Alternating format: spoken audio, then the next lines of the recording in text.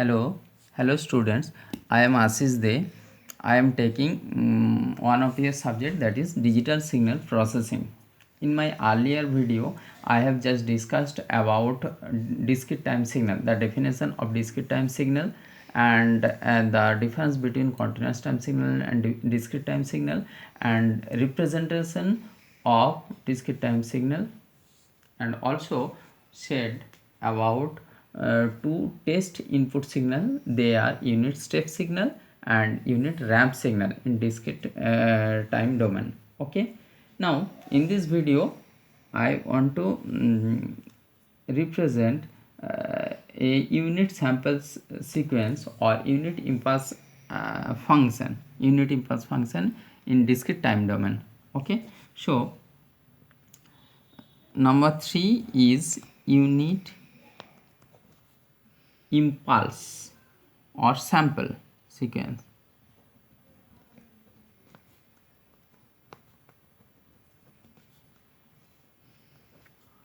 Or unit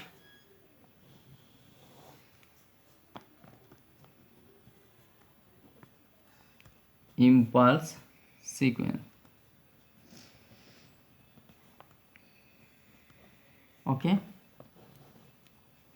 unit sample sequence or unit impulse sequence. Now unit sample sequence is represented by delta n. Now delta n equal to 1 for n equal to 0 and 0 for n not equal to 0. This is the mathematical representation of unit impulse sequence or unit sample sequence. Okay, now it can be graphically represented by this way.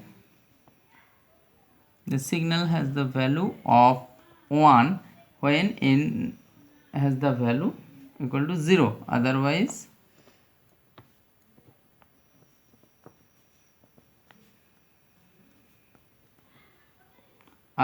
the value is 0. Okay, so this is the graphical representation of unit impulse sequence. Okay, and unit impulse sequence is represented by delta n. Okay, one important formula that has to be remembered, that any function xn, this thing has to be remembered for the entire range from n equal to minus infinity to infinity. If any function xn is multiplied by a shifted impulse function, that is n minus n0, okay, and sum up all the values, then it will results x of n0. Okay, so this is the important formula that has to be remembered.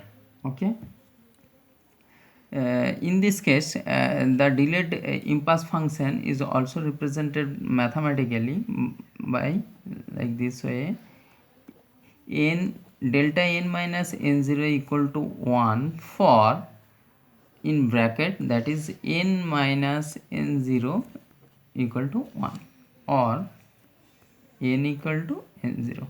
Okay, so when n equal to n0, then delta of n minus n0 equal to 1, 0 for n not equal to n0. Okay, so this has to be remembered. Now complex exponential sequence.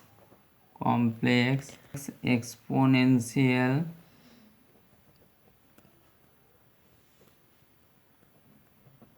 sequence.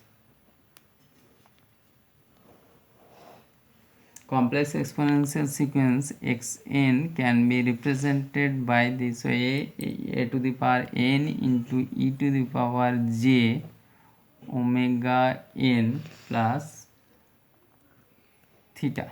Okay, so it can be expressed by this way: an into cos omega n plus theta plus j sin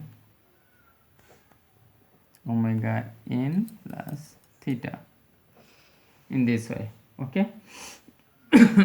Now when the value of n is negative, then this is decaying exponential and the graph will look like this way.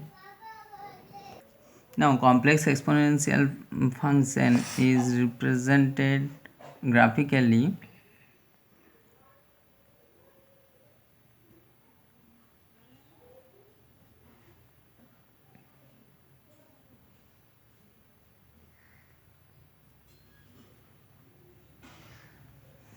like this way. This is basically decaying exponential complex exponential function.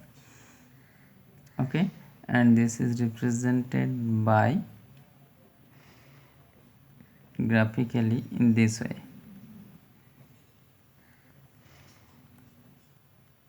Okay, so there is a decaying portion, exponential portion like this way. Okay, this is basically a to the power minus 5 or like this way. The value of n will be negative, right? So here is a to the power minus n, right? Then it is gradually decreasing. Okay, now when the value of n is positive, it will gradually increasing. Okay, then the graph looks like this.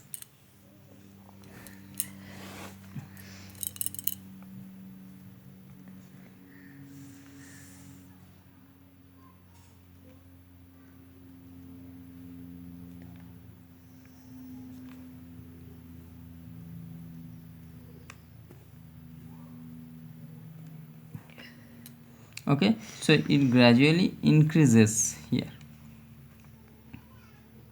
when the value of n is positive. The exponent when the exponent is positive, then it will gradually increases.